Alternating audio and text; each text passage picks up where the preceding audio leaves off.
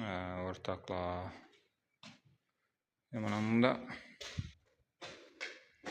yana bir o'yinimiz bor. Bu shisha bo'ladi. Mouse kontrol etiladi. Bu mana içinde elektronik sxeması var. 4 tane switch'esi bo'ladi. Birisi P'sini ölçüydi, birisi o'rtasini ölçüydi, birisi baland tarafini ölçüydi. Baland kimetkeden bir şey tayinlasi var. Xullas 4 xil palajeniyada ölçep beradi. Bunda yana birisi var. Kraynik. Bu chugunli bo'ladi bular.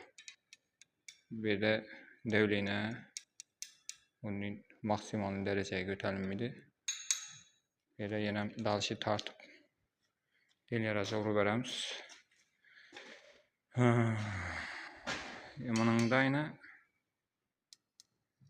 su giriş kısmı. Esloni su giriş kısmı. Verilen şunun maksimal devliğine esrak oladı. Çünkü istiqlık esloni istiqlık. Bir de soğuk su yürüydü pastayını. Soğuk bulandan 70-80 gradus'ta su girişi gerek böyle. Kem 50 gradus oluşu gerek. Olmasa onun içindeki par abratke uğradıdan ıssılı soğuk vurup şimdi karotçu avarimli halatını yüzeye geltirişi mümkün. Şimdi katolar çıkartan lisansası.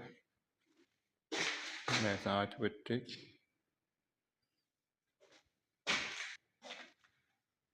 Arkasına geleten olsak klapan. Gaz üçü bir yanıp şimdi bir avarimli boğan halatta bu projeler arkaya kaytadı. İçinde partlaşanla bu açıladı. Düppet basıladı içindeki. Avarimli halat çıkarıp gürpet bastırladı. Bu saldatçık hesabı biz yani dilde saldatçık da bir gün geldi. Avarimli klapan bu gapni çıkı. Tak bu katonu saklaş maksadında. Yani bu nersemiz zastonka bu. Variant tarafından hem görsetemem. Benim de Rusçesi bu orada. Şimdi dursa açık oladı, bunun diyorsa ilik duradı. Şimdi sıklıkta berkarar uçlaş maksadında koyulgan.